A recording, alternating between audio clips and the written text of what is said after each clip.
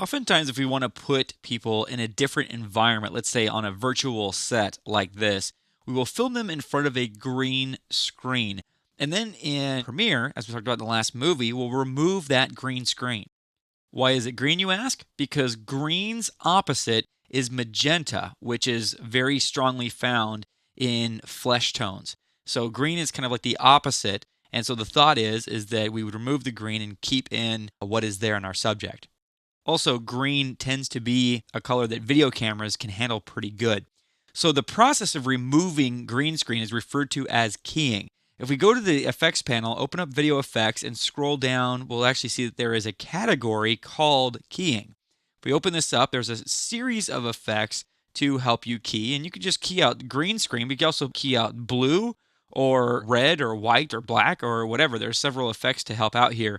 And there's a new one here in Premiere Pro CS5 called Ultra Key, and that's really what we're going to be focusing on here. That is an amazing effect, absolutely amazing. But what I want to show you here is the old way to key, just so you don't forget to use Ultra. We used to have to use the color key effect. And if I apply the color key effect, open up color key and select the key color. Let's see, I'm going to select a green color here. So once we click the green, we have to increase the color tolerance value.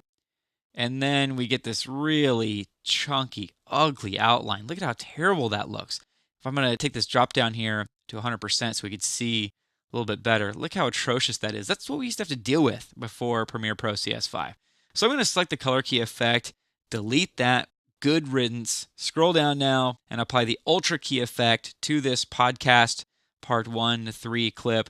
And now we can go back to Ultra Key, open that up, and the same thing, we're looking for the key color. It's asking us what color it wants us to remove. And notice it could be any color if we want to. So I'm going to click the eyedropper again. And what we want to do is select an average color. Now this is a pretty perfect green screen. I got to be honest with you. Usually if you're working freelance on a job, usually whoever's doing the green screening doesn't really know what they're doing as much. And you don't get a green screen that's this professional. So what you want to try to do when you have a green screen with varied tones is get one that's kind of representative of all tones, kind of average. Thankfully, again, we don't really have too much difference in tone, so pretty much anywhere in this green area you can click. Now, if we zoom out to fit here, or select fit so we can see everything, pretty darn good key. Looks like the background's been instantly dissolved, and our guy here looks like he belongs on this background now. Pretty impressive. However, almost never do you ever want to just accept the default settings of the keyer. No matter how good it looks initially, there are always problems beneath the surface. So what we want to do is open up our effects here, and under Output, next to Ultra Key or underneath Ultra Key, change Output from Composite, which is kind of like the final view, to Alpha Channel. Now, Alpha Channel view is just a working view, a temporary working view for your own benefit, so you could see what the keyer is really doing. And white are the pixels that are going to be completely opaque, which is our subject, which is good. And black is what's going to be completely transparent, and some of our background pixels are completely black, which is good. But when you see gray pixels like this, it's indicating that these pixels are going to be partially transparent. And actually, if we take this view back to composite, you'll see little flecks of the original background here. It's not too powerful, but that would definitely be a problem. So I'm going to take this back to Alpha Channel, and we're going to open up Matte Generation. And these settings in Matte Generation will allow us to clean this stuff up. Namely, we're going to go down to shadow. Transparency refers to the transparency of the subject. Be aware that this is not opacity. Opacity and transparency are exactly the opposite. So 100% opacity would mean that something's completely there, but 100% transparency, if we took this up to 100%, would mean it would be completely gone. So I'm going to click in this, leave this at the default 50 for now, and again go down to shadow. And with the shadow value, we can adjust the blackness of the background.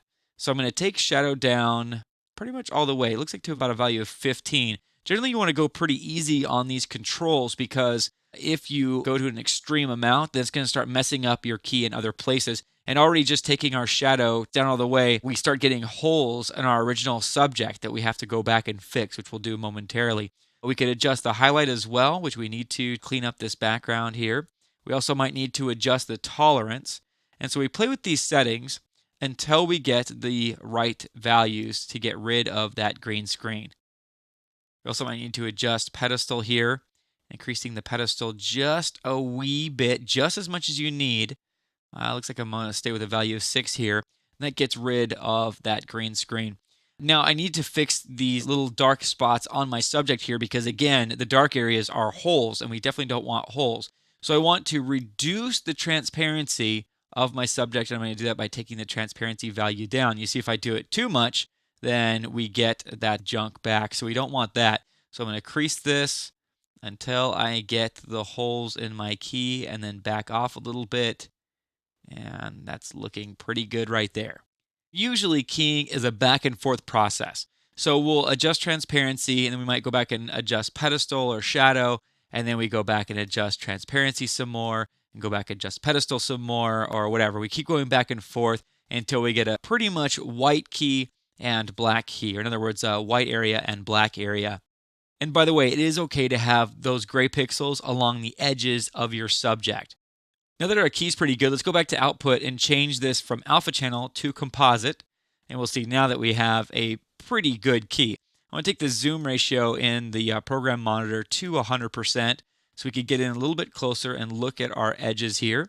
We have a little bit of a faint greenness around the edges. That's referred to as spill.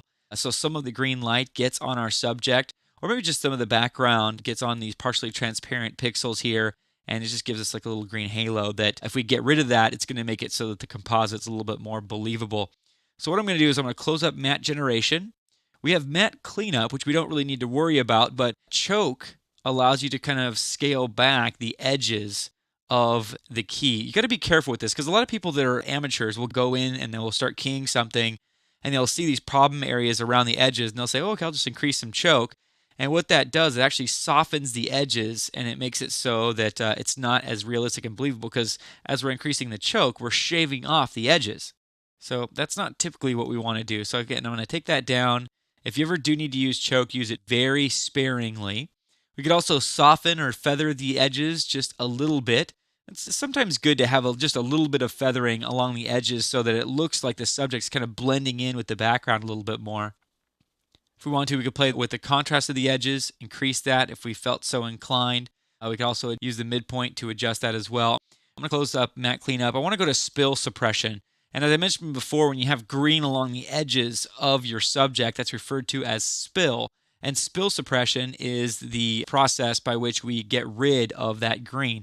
So we might take down, desaturate just a little bit.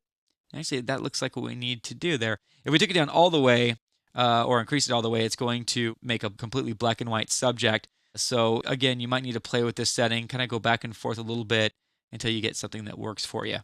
So all in all, if we close up Ultra Key here, you can see that we have a pretty decent key. One of the processes that I did before I started the movie is I added this 4-point garbage mat. Oftentimes you'll have extra junk in the shot, maybe again like a boom mic or a camera or whatever, and you'd want to use a garbage mat effect to clean that up so that your mask goes only around the subject as close as possible. And that will make the keyer's job easier as well. Because a lot of times when you go farther away from the subject, whoever was filming this didn't bother to get the entire shot perfectly green all the way around. So it's going to be harder for Ultra Key to do its job if it has to process the darker greens over here and the brighter greens closer to the subject.